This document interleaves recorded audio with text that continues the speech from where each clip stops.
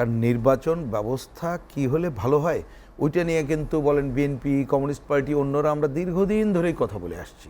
এবং যাকে এই সংস্কার কমিটির প্রধান করেছেন তিনি তার যে অর্গানাইজেশন সুজন সেইটাকে ধরে এটা কিন্তু আমরা দীর্ঘদিন ধরে আলোচনা করছি। সেই ৬-৭ সাল থেকে আনুষ্ঠানিকভাবে এটা করেছি।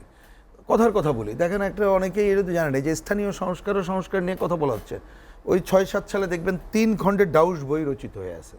তো যেটা একবার আবিষ্কার হয়ে আছে সেটা তো নতুন করে আবিষ্কার করার দরকার নেই, ওটা আপনি হিসাব করলেই হয়ে যায়।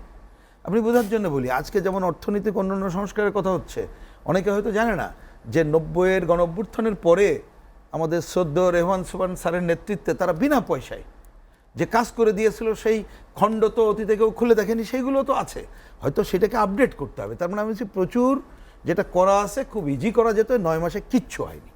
আমি দায়িত্ব নিয়ে বলছি, আগামীকালও ওইখানে যাব, অ্যাডভান্স বলে যাব, কালকেও এই কথা বলবো, কিচ্ছু হয়নি। বরঞ্চ ওইখানে যে ভালো কাজের কথা বলা আছে সেটা আলোচনায় আসছে না। উদাহরণ দিই, দুদকের সংস্কার নিয়ে যে কথাগুলো বলেছেন, কারণ আগের দিন যেহেতু ওনাদের সাথে কথা বলে আসছি, আমি দেখলাম আমাদের দিক থেকে ২-৩টা প্রশ্নে কিছু কোশ্চেনিয়ার ছিল, তাই ছাড়া কোনো ব্যাপারে দ্বিমত করার কোনো কারণ নেই। এবং যে কোশ্চেনিয়ার যেটা ছিল তাও বললাম ইফতেখার ভাইকে যে আপনি এই কারণে অতীতের এই সরকার কেন করেনি, আপনি যদি আমাদেরকে একটু জানাইতেন সুবিধা হতো। আমি ওনাকে ধন্যবাদ জানাই। বাসায় পৌঁছালাম, রাতের বেলায় দেখলাম উনি হোয়াটসঅ্যাপে পাঠিয়েছে যে কি কারণে কি মত দিতে 30 সেকেন্ডও লাগে নাই আমাদের। তা আপনি ট্রান্সপারেন্ট হলে মত দিতে তো অসুবিধা নেই, কিন্তু আপনি বলেন তো দুদক নিয়ে কোনো কি সংস্কারের আপনি কি দেখছেন? কোনো কিছু দেখছেন? বরঞ্চ দেখলাম আপনি যেভাবে জাতীয় রাজস্ব বোর্ড ভেঙে দিলেন, আজকে টিআইবির মতো প্রতিষ্ঠানও এটার বিরুদ্ধে বিবৃতি দিল। তা কোথায় সংস্কারে আপনার কথা কি আছে যে আপনি রাজস্ব বোর্ডে এরকম করবেন? আপনার সংস্কারকে কি এরকমের আছে যে আপনি বন্দর দেবেন? সংস্কার কি আছে করিডোর দেবেন? তার মানে ওই যে আগে বললাম যে সংস্কার না করে অন্য কাজ করছেন, সেটাই প্রবলেম। এবার আসি যে পয়েন্ট আপনি এখন তুলেছেন, সেই কথাটা আমি অন্যতম গুরুত্ব দিয়ে আলোচনা করি এবং সেটা আমি নির্বাচন কমিশনকে বলে এসেছি। আপনি যদি ওই বিবেচনাটা প্রথমে রাখতেন, এখনও সময় আছে রাখা দরকার বলে মনে করি। সেটা কি, আপনি বোঝার জন্য বলি, আপনি সংবিধানের 4 মূলনীতি বাদ দিতে চান, কখনো এটা তো আমরা অ্যালাউ করবো না। তা আপনি তো ঐক্যমত্য হওয়ার কোনো কারণ নেই। বিএনপি তার পজিশন বলেছে, আমরা বলেছি, তাহলে অন্য কেউ ইচ্ছা করলে হবে না। আপনি ম্যান্ডেট নিয়ে এসে তা করেন, ওইটার জন্য দৌড়ায়েন না।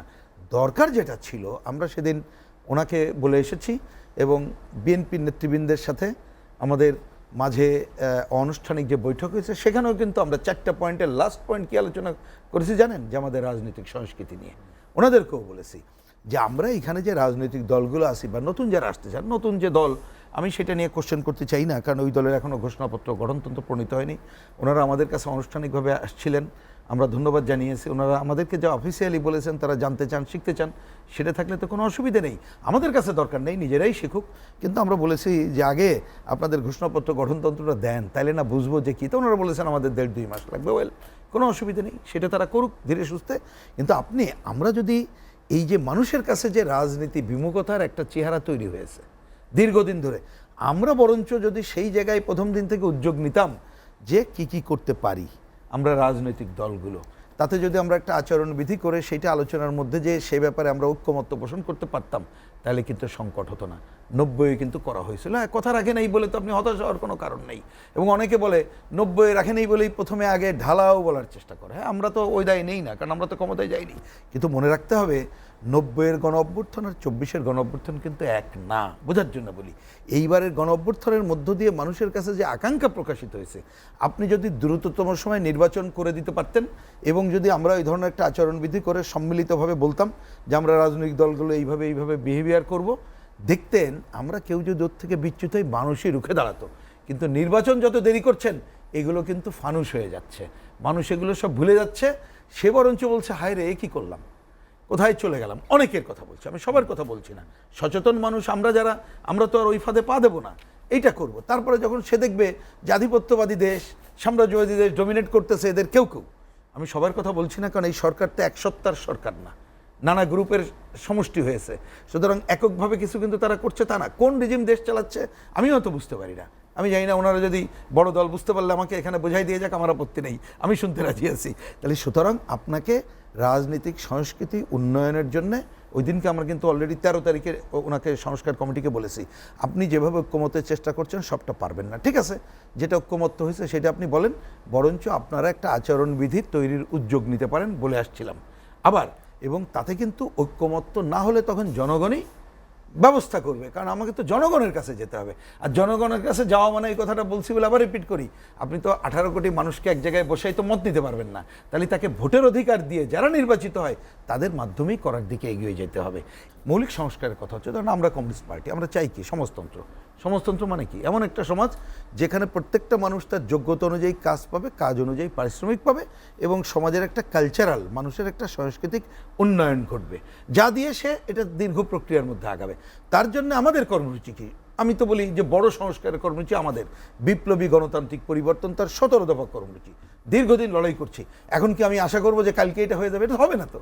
কারণ আমি যদি কথার কথা, আমার হয়তো আবার একটা বিপ্লব করতে হবে, সমাজ বিপ্লব, সামাজিক বিপ্লব করে ক্ষমতা দখল করে ওইটা করতে হবে, অথবা আমার পার্লামেন্টে যে আমি যতটুকু পারি সেটা করবো, বা আমি ক্ষমতায় যেতে পারলে তখন জনগণকে আস্থায় নিয়ে এই জায়গাটাই করতে হবে।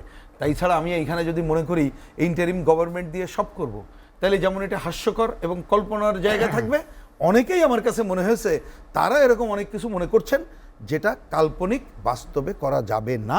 এইটা বুঝতে হবে, বুঝে যেটা করতে হবে। যে বললাম, আপনি যতটুকু ভালো নির্বাচনের জন্য, এখানে আলোচনা আমরা করলাম, ভালো নির্বাচনের জন্য যা যা সংস্কার তাই করতে হবে। ভালো আপনি পয়েন্টগুলো নিয়ে আসেন, যার যার মাথায় আছে। আগামীতে সরকার যদি না করে, জনগণ ব্যবস্থা গ্রহণ করবে। আর আমাদের পরস্পর রাজনৈতিক সংস্কৃতি উন্নয়নের জন্য যা যা করা দরকার সেটা করতে পারি। প্রয়োজনে একটা আচরণবিধি আমরা রচনা করেই আমরা আগায় যেতে পারি।